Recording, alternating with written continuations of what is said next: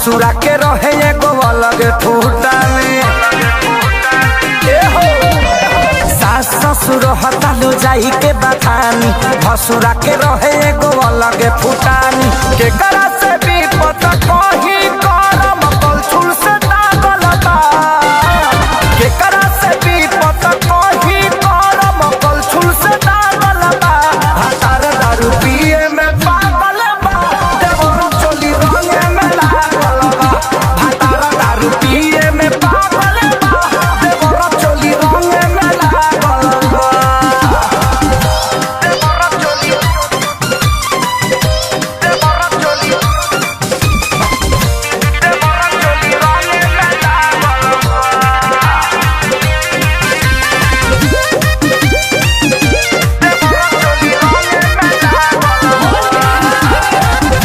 नैहर में देखले नहीं रही ऐसन खेला, ससुरा में बाटे सखी बड़ी तेला बेला।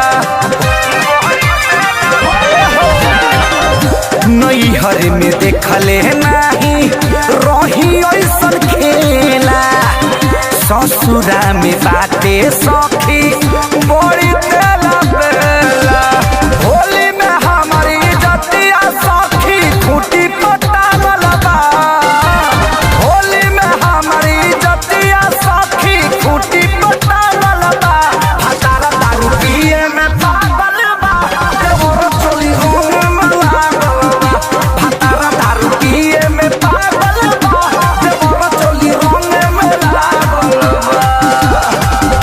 देवर चोली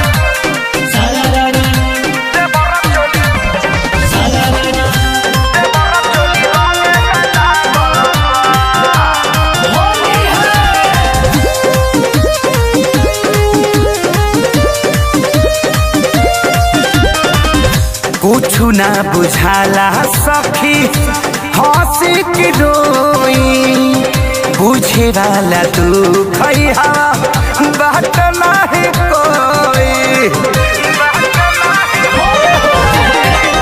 कुछु ना बुझाला सखी हंसी की रोई, बुझे वाला तू खैहा